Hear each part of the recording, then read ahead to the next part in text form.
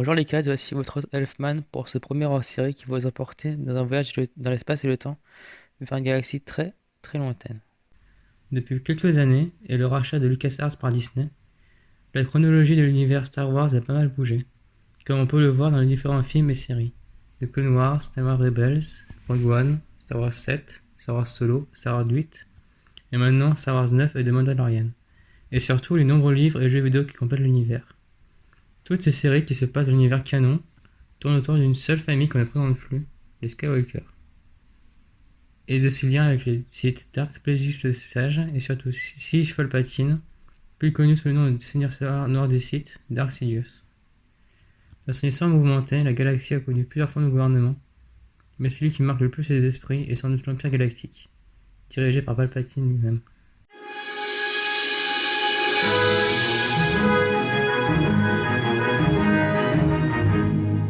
L'Empire Galactique, Galactic Empire version originale ou simplement désigné comme l'Empire, domine la galaxie pendant 23 ans, commençant 19 ans avant la bataille de Yavin, considérée comme le point principal de l'univers, et l'Empire se termine tel qu'on le connaît en l'an 4 après cette dernière lors de la bataille d'Endor. Son règne débute dès la chute de la République Galactique narrée dans les films 2 et 3 de la prélogie.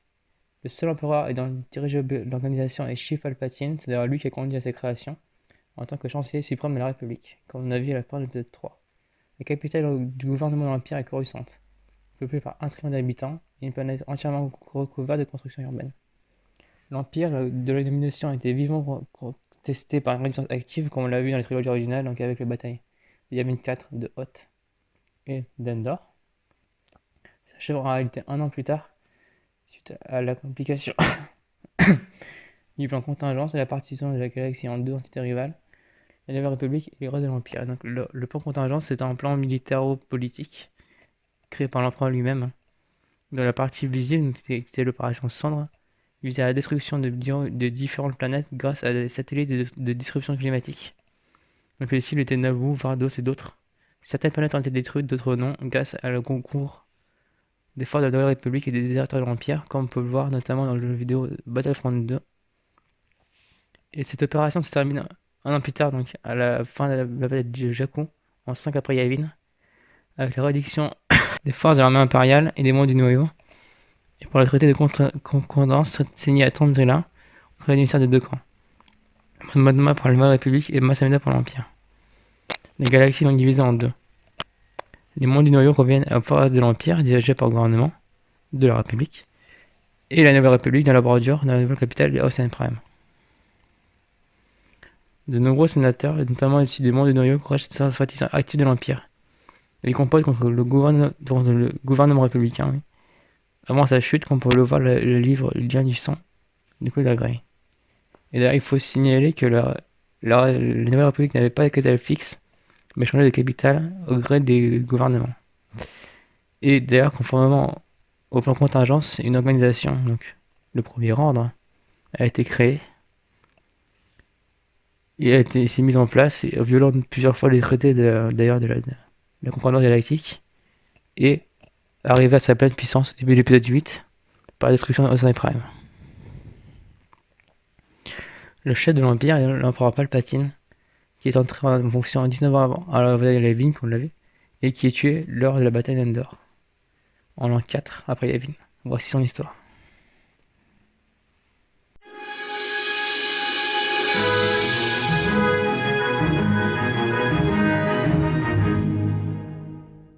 Sheev Palpatine, aussi connu sous le nom de l'empereur Palpatine de Dark Sidious, était un sénateur des Sith, né sur Naboo en 82 avant Yavin. Il prit les commandes de la République Galactique en devenant d'abord sénateur puis chancelier suprême.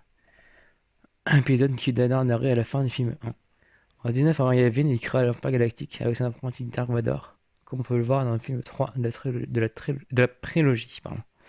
Palpatine a été formé au côté option de la Force dès son plus jeune âge par leur maître Dark Plagueis de Sage. Donc ça c'est surtout dans l'épisode Legend.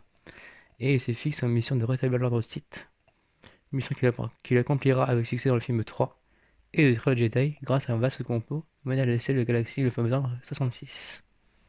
Utilisant sa maîtrise du côté obscur, ses talents de politique et sa connaissance des rouages de la République Galactique, il devient sénateur de la planète Naboo au Sénat Galactique en 52 avant Yavin puis chancelier de la République galactique en 32 avant que la fin de l'épisode 1.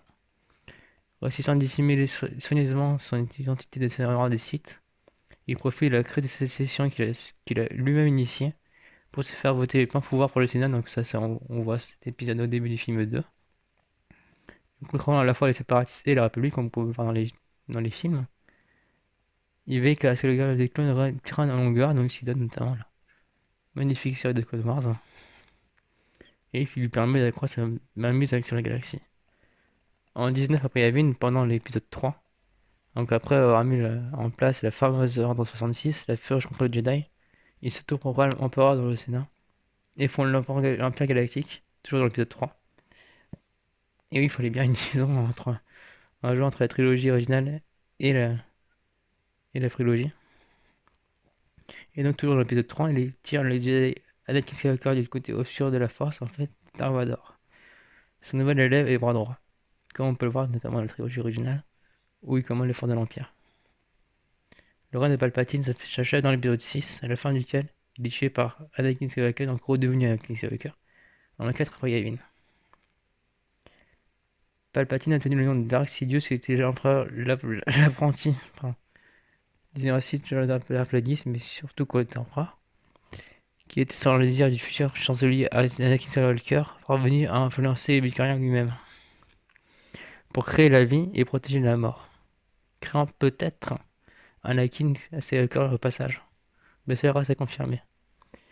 Sidious a tué son maître dans son sommeil après avoir reçu l'enseignement de ce dernier sur le côté obscur de la Force.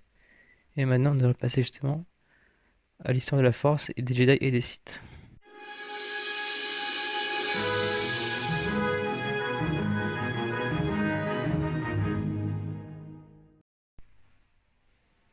L'Ordre Jedi est un groupe constitué d'individus sensibles à la Force, dirigé par un conseil Jedi dont la création remonte à plusieurs millénaires sur l'Ancienne République.